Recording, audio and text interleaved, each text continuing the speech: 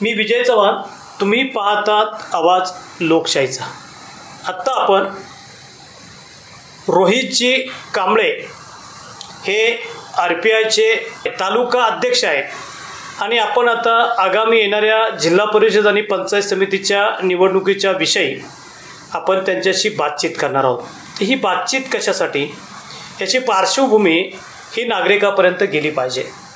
गोर गरीब आणि दीनदुबळ्यांची पार्टी म्हणून रिपब्लिकन पार्टी ऑफ इंडिया अर्थातच रामदास आठवले साहेब यांचा पक्ष हा शहरातील झोपडपट्टीत आणि गावातील गावाकुसाच्या बाहेर असणाऱ्या दीनदुबळ्यांचा पक्ष। या पक्षाचा पदाधिकारी हा राजकीय मान्यवर होऊन तो अशा स्थळी जावा की त्या ठिकाणी या दीनदुबळ्या गरिबांचा कैवारी म्हणून त्यानं त्यांच्या आशा आकांक्षा इच्छा सामाजिक असणाऱ्या सुविधा त्यांना मिळवून द्याव्यात आणि हा सर्व खटाटोप हा RPIच्या माध्यमातून केला जावा अशा स्वरूपाची माफक अपेक्षा या गोरगरिबांची असते। या गोरगरिबांचा कैवारी म्हणजेच या गोरगरिबांना न्याय मिळवून देणारा डॉक्टर परमपूज्य बाबासाहेब आंबेडकर यांच्या विचारानं ही संघटना स्थापन झालेली आहे। ती आज देश पातळीवरती कार्यरत आहे आणि त्यांचाच एक पदाधिकारी दौंड शहरातील युवक हा तालुक्याचा अध्यक्ष रोहित, आपण त्यांच्याशी बातचीत करूया। रोहित दादा, आता दौंड तालुक्यामध्ये नगर परिषद आणि जिल्हा परिषद पंचायत समितीच्या निवडणुकीचे नगारे वाजलेले आहेत। तुर्तास तरी आता नगरपालिका सुरू झालेली आहे। 10 तारखेच्या नंतर आता त्या अर्थानं खरं तिथं आता हालचाली मोठ्या प्रमाणात होती, पण याच नगरपालिकेच्या राजकीय वादळामध्ये आज जिल्हा परिषद आणि पंचायत समितीचं सुद्धा चर्चेला उधाण आलेलं आहे। तुमचं काय मत आहे की या ग्रामीण भागातील जिल्हा परिषद आणि पंचायत समितीमध्ये या दलित वर्गाचं प्रतिनिधित्व करायचं आहे आणि ते का करायचं आहे याबद्दल आपलं मत काय?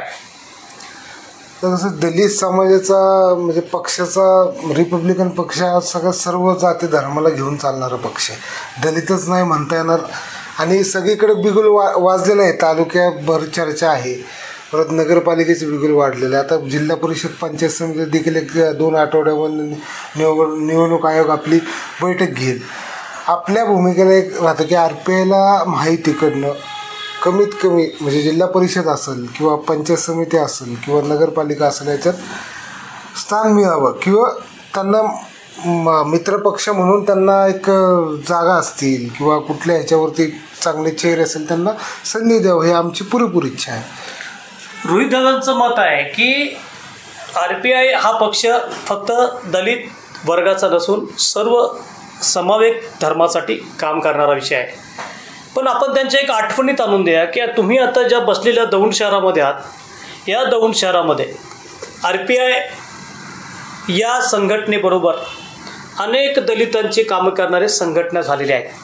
त्या संघटना कार्यान्वित आहेत। नगरपालिकेच्या दृष्टीने आपण जर विचारलं तर नगरपालिकेमध्ये एकेकाळी दलित समाजाच्या वतीनं अर्थातच मागास आणि पीडित वर्गाच्या वतीनं 7 नगरसेवक एकेकाळी होते। आज त्यांची संख्या घटते, म्हणजेच जो समाज पिछडा म्हटला जातो, जो समाज गरीब म्हटला जातो, ज्याला दीन आणि दलित म्हणून हिणवलं जातं, तो समाज बाबासाहेबांच्या घटनेमुळं सत्तेत जरी आला असेल तरी आत्ता तो आपापसातल्या मतभेदामुळं सत्तेपासून दूर जातोय की काय? आपलं मत काय आहे दादा? नाही, सत्तेपासून दूर जाता येणार नाही आणि दलित पक्षाचं विरुद्ध संघटना आहे की संघटना हे सर्व जाती धर्मासाठी सर्व दलित समाजासाठी काम करतं आणि असं सत्तेपासून दूर जाता येत नाही, कारण माननीय आठवले साहेबांना सगळ्यांना घेऊन चालण्यास, सगळे कार्यकर्त्यांना घेऊन जाण्याची क्षमता त्यांच्याकडे आहे। आणि राहिला तो विषय जे घटत चालले असा जो विषय आहे त्याचं जे आरक्षण निघतं ज्या पद्धतीने जे आरक्षण त्या अनुसूचित जातीचं आरक्षण निघालं तर तो तिथं रिपब्लिकनचं पक्षाचा कार्यकर्ता पदाधिकारी त्या ठिकाणी निवडून येईल अशी माझी शक्यता वाटते. आणि दलित संघटना ह्या प्रत्येक स्थानावरती काम करतं, पण एकदा अन्याय अत्याचार झाला तर पूर्ण दलित संघटना पूर्ण महाराष्ट्रातले असतील किंवा सगळ्या देशातील असेल सगळ्या एक करता मोर्चा असेल किंवा अन्याय झाला असेल तर एकत्रित येतात. असं काही संघटना असं काय हे नाही, मला असं वाटतं. रोहित दादा असं म्हणतात की संघटना अनेक जरी असल्या तरी ज्या दिवशी अन्याय आणि अत्याचाराची परिसीमा होते त्यावेळेस सर्व बांधव एकत्रित येतात आणि त्यावेळेस ते संघटना नसून बाबासाहेबांचा लढा म्हणून पुढे नेण्याचा प्रयत्न करतात. पण आपण यांना असंही विचारू की गावागावामध्ये गावकुसाच्या बाहेर असणारा जो आपला समाज होता त्या समाजाच्या जमिनी अलीकडं हडप केले जातात. नुकताच अजितदादा पवार यांच्या मुलानं कोरेगाव पार्कमध्ये जो जमिनीचा मोठा कांड केला त्याच्यावरती राज्य सरकारमार्फत तो व्यवहार जरी आत्ता तो संतुष्टात आला असेल किंवा तो रद्द केला असेल तरी ती जमीन वतनाची होती आणि हे वतन बाबासाहेबांच्या लेकरांचं होतं. अशा स्वरूपाच्या घटना दौंड तालुक्यातही अनेक गावात आहेत. यामध्ये कोरेगाव भिवर येथे दलित समाजाच्या जमिनीवरून एका दलिताचा तिथं जीवसुद्धा गेलेला आहे. तर दादा आपण प्रतिनिधित्व करताय, आपण तालुक्यातील एक तालुका अध्यक्ष म्हणून RPIचं काम करताय, तर ज्या समाजाच्या जमिनी लोकांनी लाटलेल्या आहेत, लाटलेल्या म्हणण्यापेक्षा शासनाचे प्रतिनिधी आणि सरकारीमध्ये कागदपत्रात हेरफार करून अनेक लोक जे दलित म्हणून हिणवले जातात त्यांच्या जमिनी सध्या गायब आहेत. आणि हाच प्रसंग आत्ता पुणे शहरामध्ये अजित पवार यांचे चिरंजीव पार्थ यांच्या प्रकरणावरून बाहेर आलेला आहे.